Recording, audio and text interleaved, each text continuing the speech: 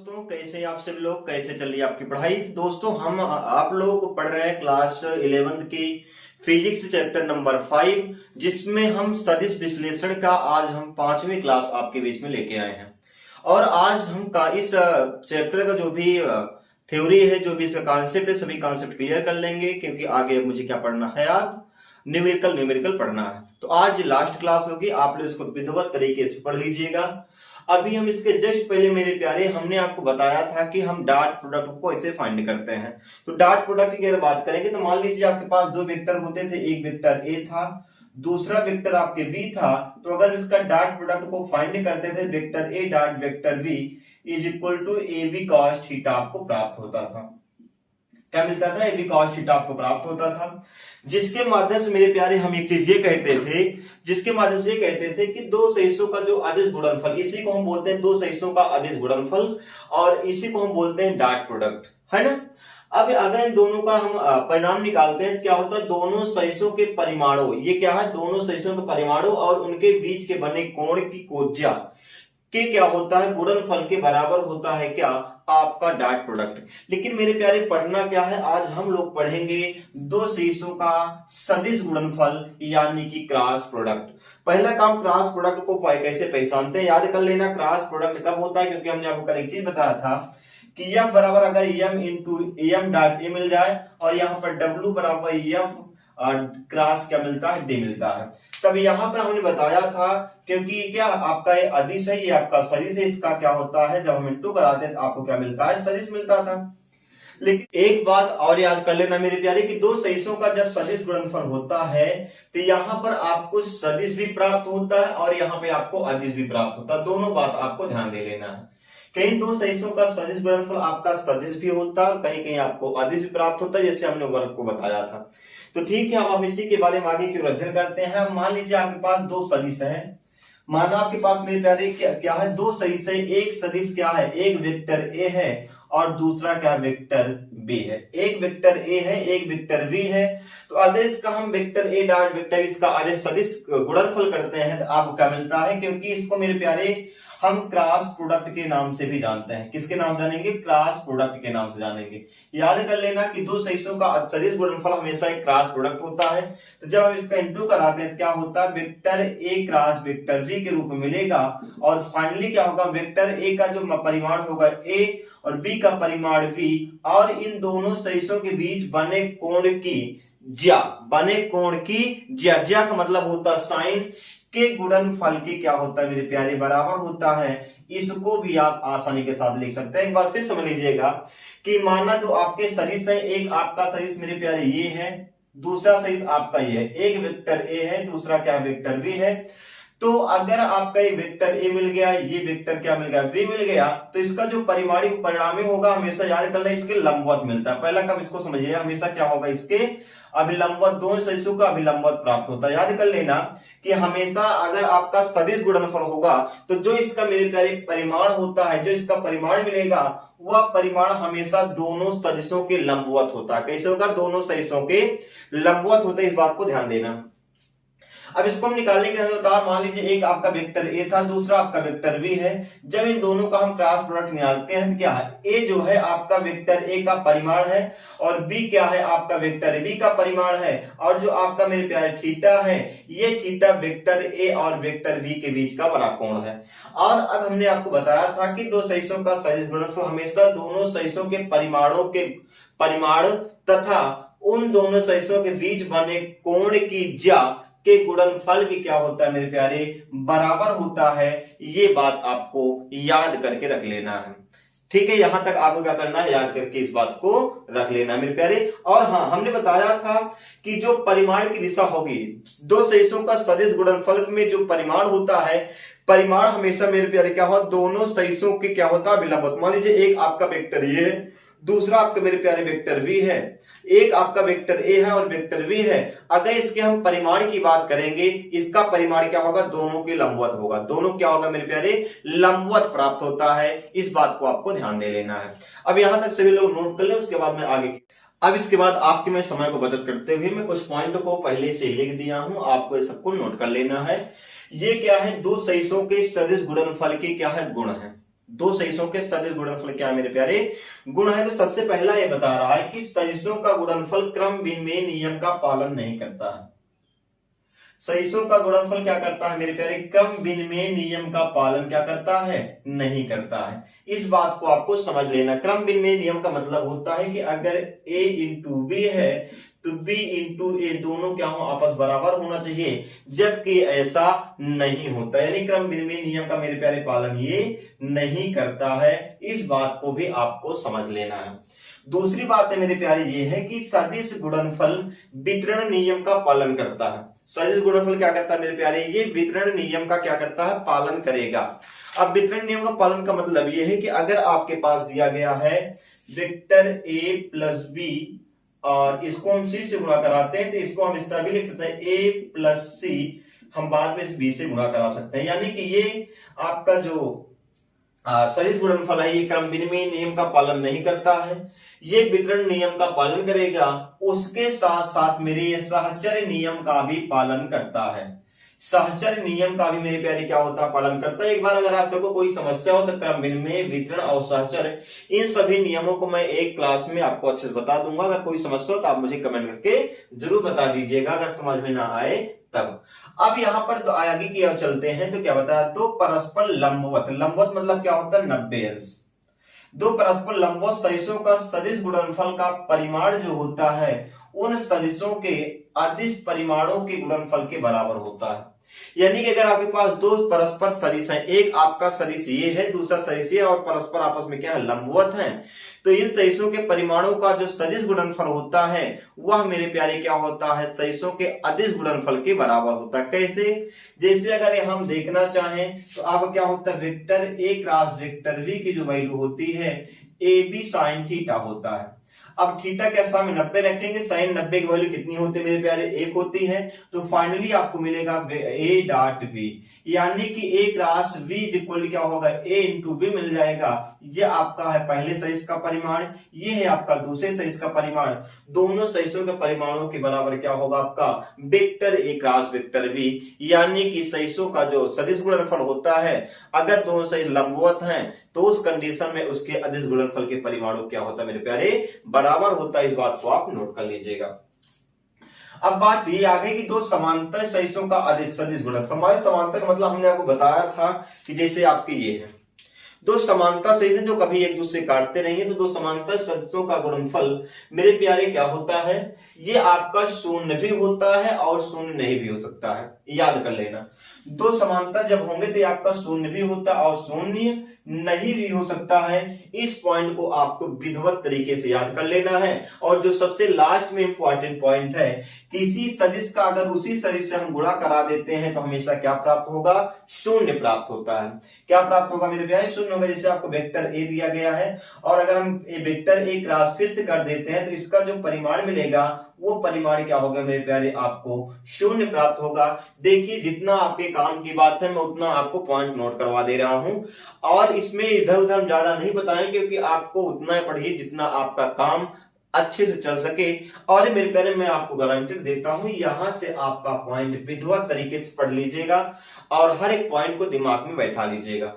अब हम इसके आगे की ओर चलते हैं, क्योंकि जब दो सदिशों का हम क्रॉस सदिश गुणनफल करते हैं तो वहां पर आपको मिलता है वेक्टर ए क्रॉस बी मिलेगा, वेक्टर ए क्रॉस वेक्टर बी मिलता है। वेक्टर ए क्रॉस वेक्टर बी को हम कैसे इसको सॉल्व करते हैं, क्योंकि हमने vector A dot vector B को तो आसानी के साथ प्रूव कर लिया, आसानी से इसको सॉल्व कर लेते हैं। लेकिन हम वेक्टर ए क्रॉस वेक्टर बी को हम कैसे सॉल्व करेंगे, इनके परिमाणों को कैसे फाइंड करेंगे, अब हम इसको जानने का प्रयास करेंगे। तो सभी लोग इसको एक बार नोट कर लेंगे और आगे की ओर क्लास की ओर हम चलते हैं। मेरे प्यारे एक बात और बता दें, अगर आपको कहीं समस्या हो, कोई दिक्कत हो, आप या आवाज में दिक्कत हो, आप उसे कमेंट करके मुझसे जरूर बताते रहे, क्योंकि जब पढ़ाते वक्त आपका उत्साह, आपका लाइक, आपका कमेंट ही मुझे एनर्जी देता है। मैं मेहनत करता हूं आपके लिए, तो आप लोग भी मेरा प्यारे सपोर्ट करें जिससे मुझे भी एनर्जी मिले और मैं आपको और बेहतर से बेहतर क्लास देने का प्रयास करूं। और मुझे आशा भी है कि आप सबको समझ में आता है और आप लोग मुझे हेल्प भी करेंगे। अब हम चलते हैं आगे की ओर, आप लोग फटाफट इसको नोट कर लें।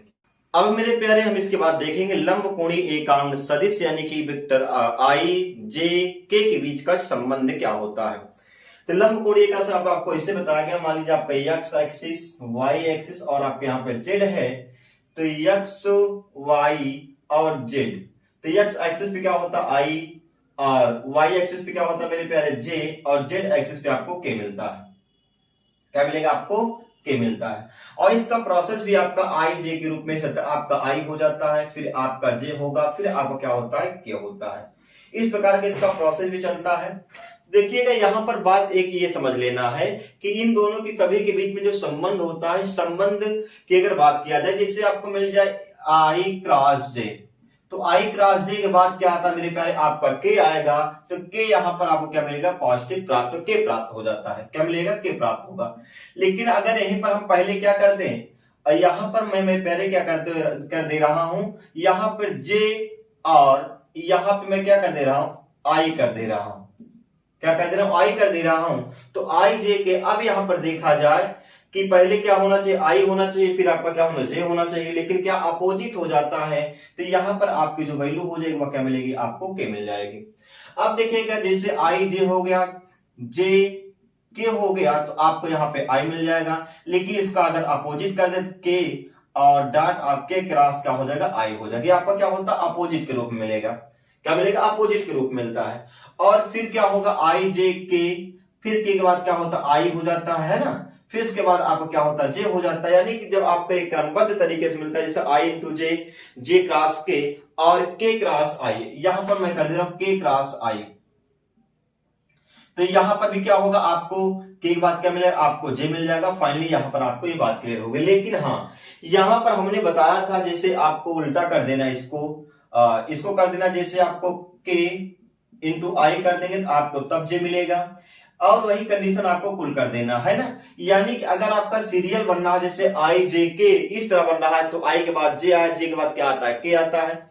यहाँ पे जैसे जे आया, जे के बाद के आया, के के बाद आपका आई आएगा, और यहाँ पर जैसे के है, के बाद आई आएगा, आई के आपका जे होगा। लेकिन अगर ये आपका सीरियल नहीं बन पा रहा तो इसका सेम क्या हो जाता है? आपको अपोजिट प्राप्त हो जाता है। लेकिन याद कर लेना, जैसे आपको मिल जाए आई इंटू आई, आई क्रॉस आई, जे क्रॉस जे और के क्रॉस के आपको मिल जाए, के क्रॉस के आपको फाइंड मिल जाए, तो यहां पर प्यारे इन सबकी वैल्यू क्या होती है? जीरो हो जाती है। यहां पे क्या होगी? इन सबकी वैल्यू आपकी जीरो हो जाएगी।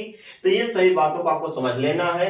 अगर आई जे के आई आपका सीरियल बन रहा है तो उसके जस्ट आगे वाली जो भी होगा वो आपको प्राप्त होगा।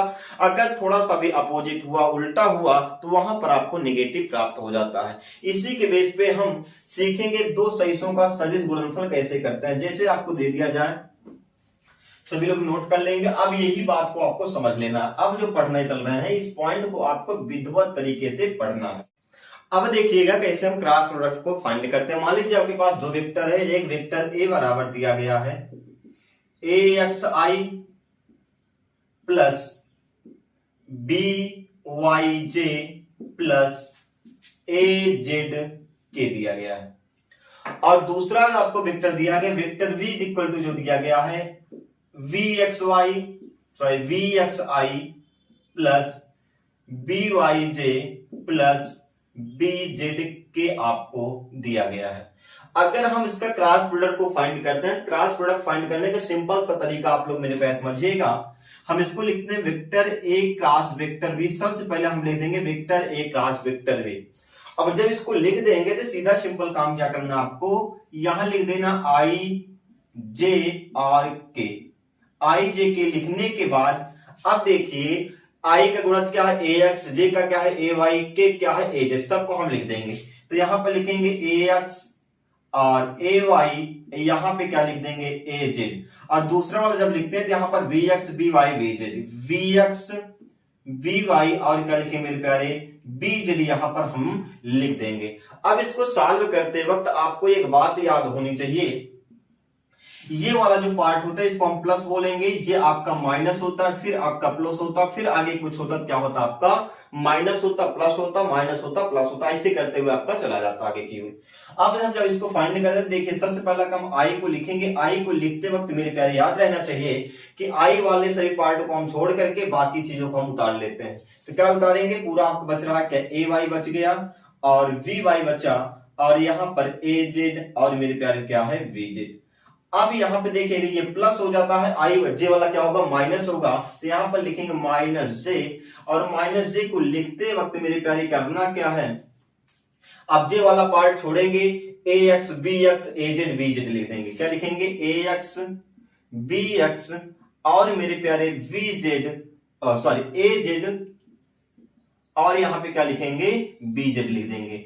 अब फाइनली आपका आ गया के, जब हम यहां पर प्लस के लिखेंगे तो आपका ये वाला पार्ट छूट जाएगा और पूरा हम उतार लेंगे, तो क्या मिलेगा, यहां पे के लिखने के बाद मिलेगा मेरे प्यारे ए एक्स बी एक्स ए वाई और मेरे प्यारे क्या मिल गया, बी वाई आपको प्राप्त हो गया। अब बात यह है, जब आप इतना यहां पर इसको लिख सकते हैं, आज जे वाला लेंगे जे छूटेगा, के वाला लेंगे के छूटेगा, और जे वाला लेंगे तो आपका जे छूटेगा। अब करना क्या है, अब आपको करना क्या है, इसको इसके साथ इंटू करा देना, इसको इसके साथ इंटू करा देना है, और बीच में माइनस लगा देना है। तो क्या करना है, यहां पे लिखेंगे आई a y B Z, A y B Z, यहां पर क्या होगा, माइनस लगा करके ए जेड बी वाई, क्या लिखेंगे, ए जेड बी वाई, फिर यहां पे क्या होगा माइनस जे, इसका इसके साथ इंटू करा देंगे, ए z we x minus a x v z, a x b z लिख देंगे। अब इसके बाद फिर से आपका प्लस के लगा देंगे मेरे प्यारे, इसका इसके साथ गुणा, a x v y minus a y b x, यही क्या होगा, इसका फाइनली आपका फार्मूला प्राप्त हो जाएगा। और किसका फार्मूला मेरे पास, वेक्टर ए क्रॉस वेक्टर वी। अगर आपके पास दो वेक्टर दिए गए हैं, दोनों का सदिश गुणनफल आपको फाइंड करना होगा, तो यही प्यारे आपको क्या होगा, फार्मूला होगा। इसी बेस पे हम इसको क्या करेंगे, लगाएं, एक बार हम पढ़ लेते हैं। Vector A cross vector v is equal to i a y B z minus a z v y, minus j लगाएंगे a z we x minus a x v z, plus k लगा के a x v y minus v y b x के through हम इसको prove करते हैं। अब देखते हैं, हम एक सवाल इसी बेसिस बता देते हैं, सवाल को थोड़ा सा आप लोग ध्यान दीजिएगा। देखिए सवाल क्या है, मान लीजिए इसको वायलेट कर दें, इसके बाद बताते हैं। और मेरे प्यारे सभी फार्मूले को आपको विधिवत तरीके से पढ़ के रखना। दोनों में डॉट प्रोडक्ट और क्रॉस प्रोडक्ट में थोड़ा सा अंतर होता है, डॉट को आपको आसान है लेकिन क्रॉस को थोड़ा सा समझना पड़ता है। अब जैसे आपको दिया जाए vector A is equal to दिया जाए मेरे प्यारे 2i plus 3j plus 4k दिया जाए, और वेक्टर v दिया जा रहा है 3i plus 6j plus 5k, क्या दिया जाए मेरे प्यारे आपको यहां पर प्लस 5k दिया जाए। तो यहां पे अगर आपको vector a cross vector v को फाइंड करना है तो कैसे होगा, ये बात आपको समझना है। सीधा सिंपल काम करना क्या है, आई जे के लिख देंगे, आई लिखेंगे जे लिखेंगे, यहां पे क्या लिखेंगे के लिखेंगे, आई कैप जे कैप के कैप, तो इसका गुणक क्या है 2 3 4, 2 3 4 और 3 6 5, 3 6 5, आपको ऐसे क्या कर देना मेरे प्यारे, उतार देना है। अब इसके बाद करना क्या है, वेक्टर ए क्रॉस वेक्टर वी जब मिल जाता है तो क्या करना है, यहां पे लिखेंगे आई, आई को जब लिखेंगे तो ए वाला पार्ट छूट जाएगा, 3 4 6 5, 3 4 6 5 लिख देंगे, माइनस लगा के जे लिखेंगे। अब फिर से वही काम क्या करना, ये वाला पार्ट छूटेगा, 2 3 4 5, 2 3 4 और 5 यहां पे हो गया, प्लस जब हम के लिखेंगे तो आपका के वाला छूटेगा, तो क्या लिख देंगे 2 3 3 6। ये फाइनली मेरे प्यारे आपको यहां तक प्राप्त हो गया होगा, यहां तक बात समझ में आ गई होगी। अब जब ये बात आपको क्लियर हो जाए तो आपको करना क्या है, इसका गुणा इसके साथ, इसका गुणा इसके साथ। देखिएगा जब हम गुणा कराएंगे 3 5 15 हो जाएगा, क्या हो जाएगा मेरे प्यारे, 3 5 15 हो जाएगा, और माइनस 4 6 24, माइनस क्या हो गया 24 हो गया। फिर माइनस जे लगाएंगे, अब 4 3 12 माइनस 2 5 10, फिर प्लस के लिख करके 2 6 12, 3 3 9, 12 माइनस क्या लिखेंगे 9, इसको सॉल्व कर लीजिएगा। 15 में से 24 गया, कितना हो जाएगा 9 5 14 माइनस 9i माइनस जे है। अब यहां पे 12 में से 10 गया मेरे प्यारे, कितना होगा 2j हो गया, और प्लस 12 में से 9 गया 3k फाइनली मेरे प्यारे वेक्टर ए क्रॉस वेक्टर वी का जो वैल्यू होगी -ij 9j माइनस 2j और 9i माइनस 2j प्लस आपको 3k, यही मेरे प्यारे क्या होगा, आपको आंसर प्राप्त हो जाएगा। तो मुझे आशा है कि आपको ये आसानी के साथ समझ में आया होगा। और मेरे प्यारे अगर कोई समस्या हो तो आप लोग कमेंट बॉक्स में जरूर कमेंट करके बताएंगे। अब हम अगली क्लास में आपको जितने भी टाइप के न्यूमेरिकल होंगे सभी न्यूमेरिकल के बारे में जिक्र करेंगे। और आज आपका ये पूरा वेक्टर एनालिसिस जो था ये मेरे प्यारे आपका कंप्लीट हो गया। जहां भी डाउट होगा कमेंट करिएगा और मिलते हैं आपको अगले क्लास के साथ। तब तक के लिए मेरे प्यारे जय हिंद।